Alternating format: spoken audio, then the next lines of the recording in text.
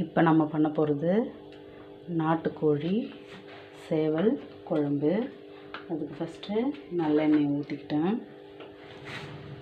இது வெங்காயம், தக்காளி, பட்டை, லவங்கம், சோம்பு, கருவேப்பிலை இதை மட்டும் வதக்கி எடுத்து அரைக்கிறதுக்காக நல்லெண்ணெய் போட்டால் சூடு தண்ணும், அதுக்காக நல்லெண்ணெய் யூஸ் பண்ணுறேன்.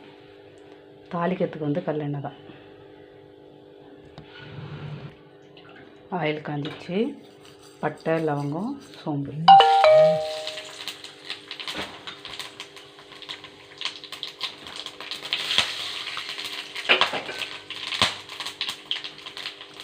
சின்ன வெங்காயம்,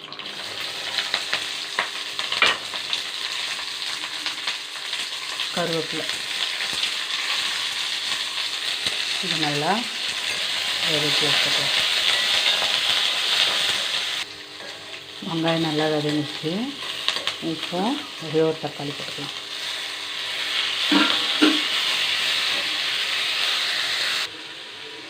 அவ்வளோதான், மசாலா ரெடி. இதை ஓரமாக ஆற வச்சு அரைச்சி சேர்த்துக்க வேண்டியது தான். சேனலை லைக் பண்ணுங்கள், சப்ஸ்கிரைப் பண்ணுங்கள். நம்ம செய்ய போகிற குழம்பு நாட்டு சேவல் குழம்பு. ஆயில் ஃபஸ்ட்டு ஊற்றிக்கலாம். இது கல்லெண்ணெய் தான். ஆயில் ஊற்றிக்கிட்டு ஆயில் காஞ்சதும்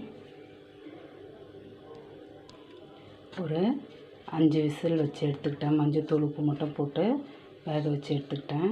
ஏன்னா இது முன்னாடியே வேக வச்சா தான் சேவல் இன்னும் நல்லா வேகும், அதுக்காக. கடுகு போட்டுக்கலாம்.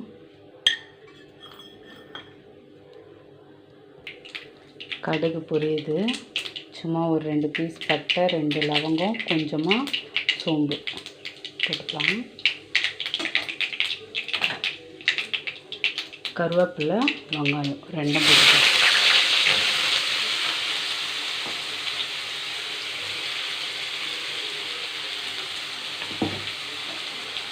நல்லா கோல்டன் ப்ரௌனாக வதங்கணும்.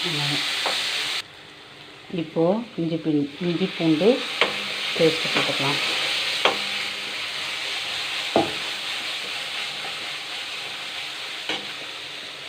நல்லா வதங்கணும்.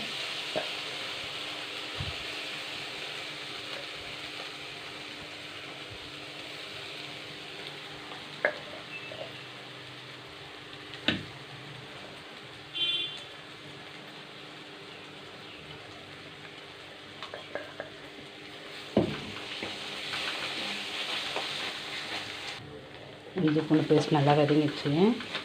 தக்காளி ஒரு 3 தக்காளி மிக்ஸியில் அரைச்சி குழம்பு திக்னஸ்க்காக இது ஊற்றிக்கு. இதுவும் நல்லா வதங்கணும். கறிவேப்பிலை போட்டுக்கலாம்.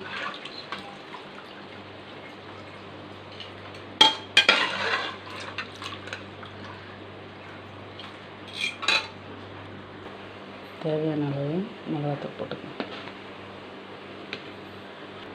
உப்பு போட்டுக்கலாம். கறி வேக வச்ச தண்ணிக்கு ஊற்றிக்கலாம். தட்டு போட்டு மூடிடலாம். அதுதான் குழம்பு நல்லா கொச்சிச்சு. அரைச்சி வச்சுருக்க சின்ன வெங்காய பேஸ்ட்டை ஊற்றிடலாம். இது ஊற்றி கொதிக்கணுன்னு அவசியம் இல்லை, ஏன்னா ஏற்கனவே நம்ம எண்ணெயில் தான் வதக்கி வச்சுருக்கோம். தண்ணி மட்டும் தேவையான அளவு பார்த்து மிக்ஸ் பண்ணிக்க வேண்டியது தான். உப்பு காரம் எல்லாம் கரெக்டாக இருக்கும். நாட்டு சேவல் குழம்பு தயார்.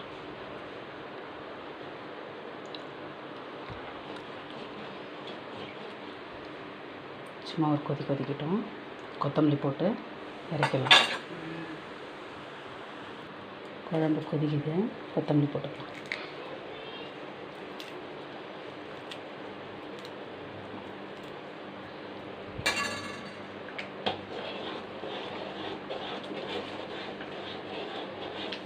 நாட்டு சேவல் குழம்பு தயார்.